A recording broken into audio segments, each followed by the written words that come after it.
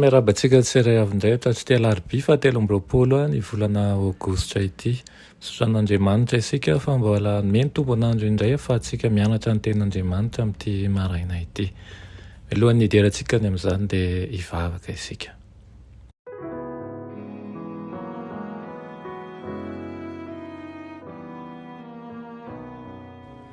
I Andriamanitra tsara indrindra izay an-danitra ao mbola velom-pisaorana anao izahay.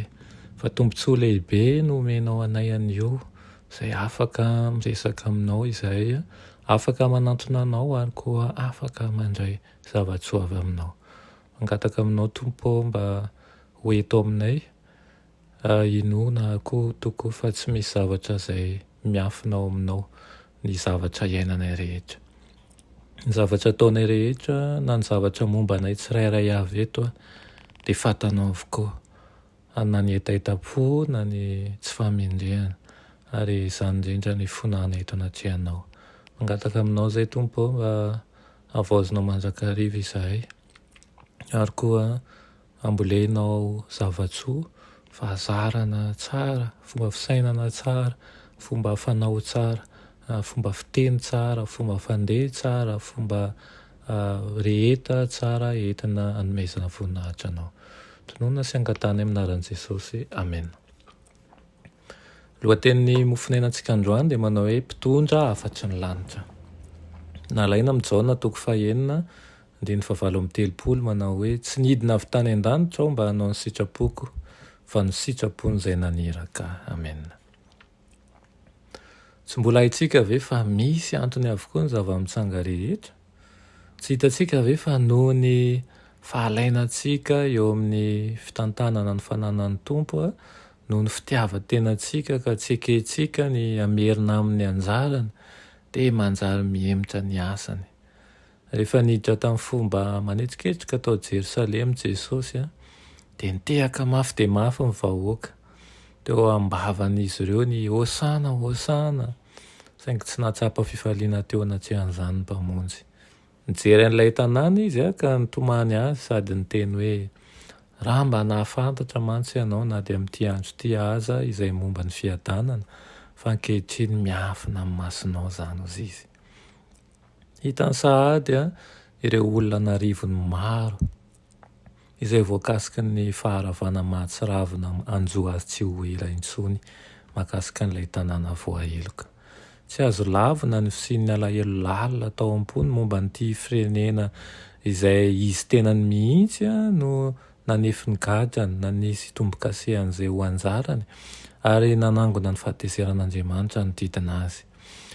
Notoherinareo hatramin'ny fitalahoana ozy izy nataoko taminareo, tsy ho an'i Jerosalema ihany anefa ny ranomasom-pijaliana ny latsahan'i Kristy. Nitomany ihany koa izy raha nieritreritra ny fahamaizana mahatsiravina anjoan'izao tontolo izao tsy mibebaka. Mbola miasa ampaharetana sy fitiavana ihany izy hatramin'izao ho famonjenany mpanota. Moa tsy mandondona eo amin'ny varavaran'ny fo va ilay mpitondra hafatra avy any an-danitra? Moa tsy mitolona amin'ny mpanota va ny fanahy mba hibebahana? Moa ve Kristy tsy efa nanasa an'ireo fanahy marary-pahotana hipetraka ao an-tongany ka hianatra aminy, hitondra ny ziogan'ny fileferana sy ny fankatoavana? Tsy mety sasatra ny faharim-pony ary tsy ritra ny fitiavany. Enoy ny feony miteny amin'ny osa sy ny reraka ary ny tsy afa-manotra manao hoe mankanesa amiko aty ianareo rehetra izay miasa fantatra sy mavesatra entana fa izao ny hanome anareo fitsaharana. Ento ny ziogako ka mianara amiko izy fa malemy fanahy sady tsy miavonam-po aho dia hita fitsaharana ho amin'ny fanahinareo ianareo fa mora ny ziogako ary maivana ny entako. Amen. Ry Andriamanitra tsara indrindrananitro, misaotra anao Tompo izay manaiky tokoa ny ankanesanay eo aminao. Miantso misy ianao manao hoe mankanesa ty amiko, izay kosa amin'ny fahalotoanay iny, amin'ny tsy fahamendrehanay dia hanantona anao. Tompo raiso izay ary mitoera eo aminay, eo amin'ny tontolo misy anay rehetra, na ny tokantranonay, na ny asanay, na ny ankohonanay, na ireo zanakay sy ny vadinay sy ny fianakavianay. Aoka ianao tsy asaraka anay tokoa fa ny tananao mahery hiaro anay amin'ny ratsy, hanavao anay mandrakariva ka mba ho ny toetranao tokoa no toetranay.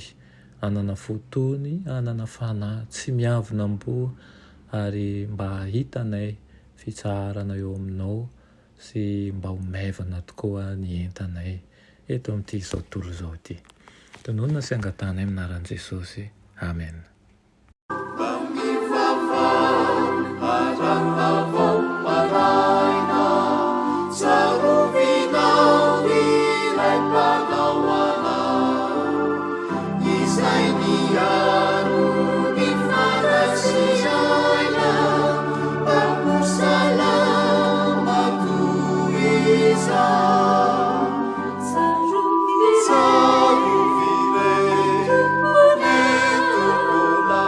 Sepia